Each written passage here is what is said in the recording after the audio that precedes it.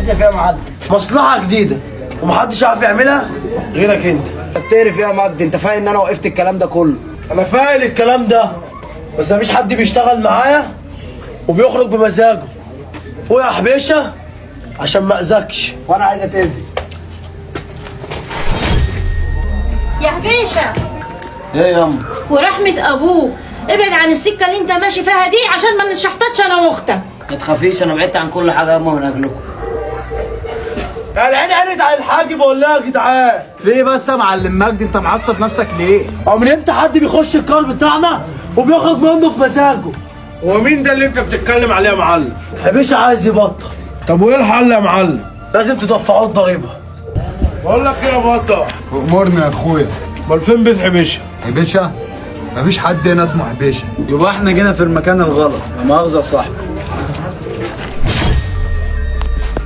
بقول لك ايه يا اخويا يا كبير؟ في ايه يا ابني؟ مالك؟ الناس جت سالت عليك بس شكلها مش عاجبني، وانا قلت ان انا ما اعرفكش، فانا بفوقك يا اخويا.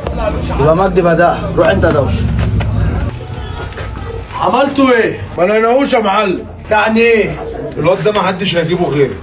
خليك انت، انا عارف اجيبه ازاي. في يا حبيشه عايزني في ايه؟ انا عايزك تاخد امك وتروح عند خالتك الفتره دي عشان معاها مشاكل جامده قوي. وانت يا حبيشه؟ ما تخافيش عليا.